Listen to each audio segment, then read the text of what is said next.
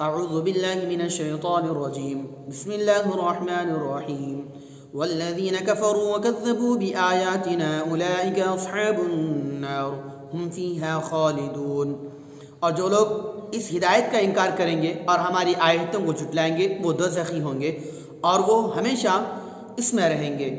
یا بنی اسرائیل اذکروا نعمتی التي انعمت علیکم واوفوا بعہدی اوف بعہدکم وإیای فارہبون۔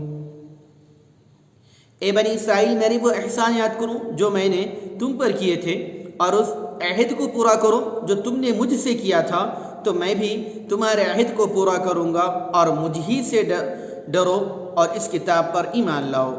وآمنوا بما انزلت مصدقا لما معكم ولا تكونوا اول كافر به ولا تشتروا بآياتي ثمنا قليلا وإياي فاتقون۔ جو میں نے نازل کی یہ اس کتاب کی تصدیق کرنے والی ہے جو تمہارے پاس ہے، اور سب سے پہلے تم ہی قرآن کے منکر نہ بنو،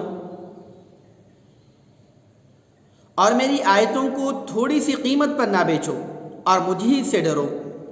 وَلَا تَلْبِسُوا الْحَقَّ بِالْبَاطِلِ وَتَكْتُمُوا الْحَقَّ وَأَنْتُمْ تَعْلَمُونَ، اور حق کو باطل کے ساتھ نہ ملاؤ اور حق بات کو مت چھپاؤ حالانکہ تم جانتے ہو کہ حقیقت حال کیا ہے۔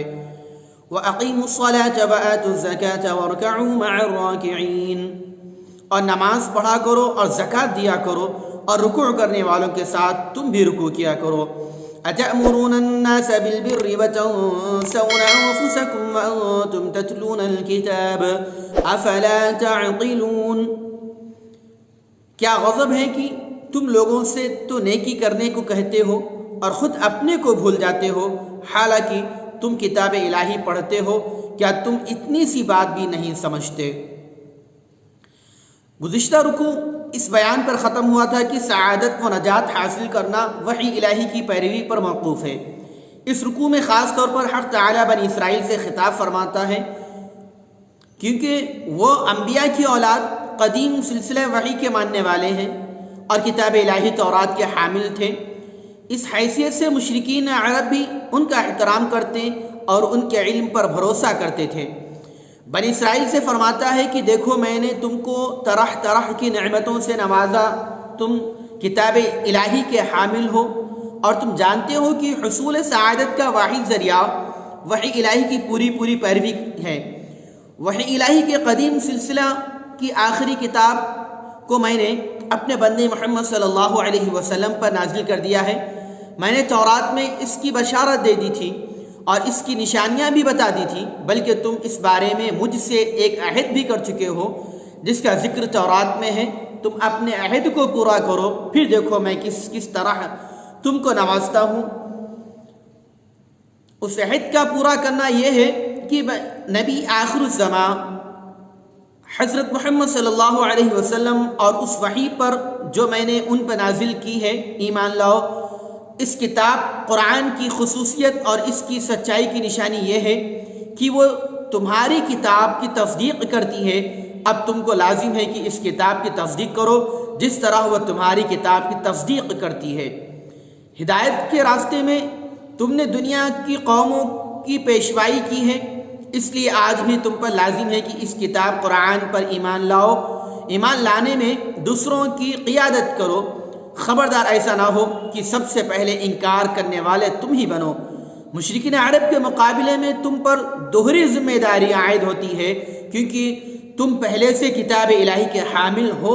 تمہاری اطراف پھیلے ہوئے مشرکین کی نظریں تم پر لگی ہوئی ہیں۔ اگر تم نے اس کتاب سے انکار کیا تو تمہاری دیکھا دیکھی مشرکین بھی انکار کر بیٹھیں گے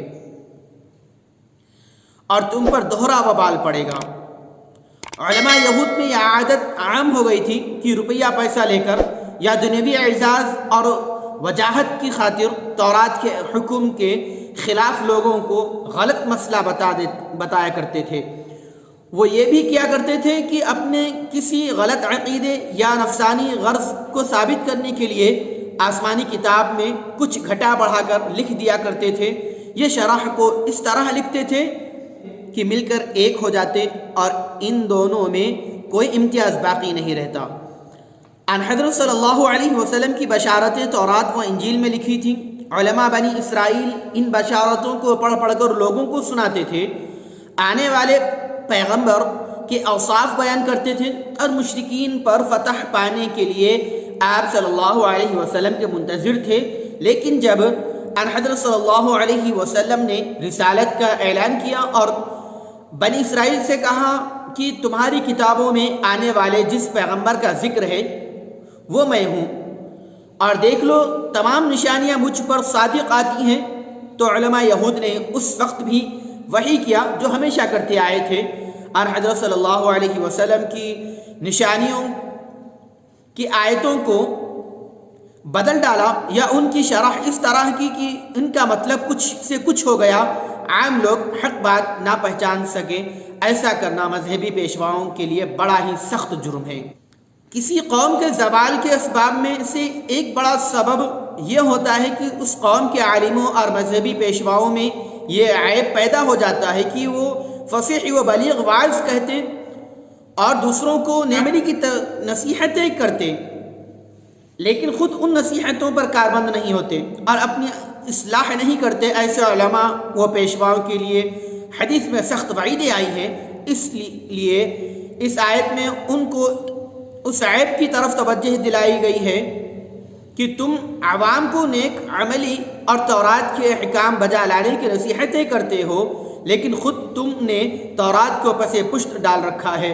تورات میں نبی آخر الزماں حضرت محمد صلی اللہ علیہ وسلم کی پیش گوئی صاف موجود ہونے کے باوجود اس سے جان بوجھ کر چشم پوشی کرتے ہو۔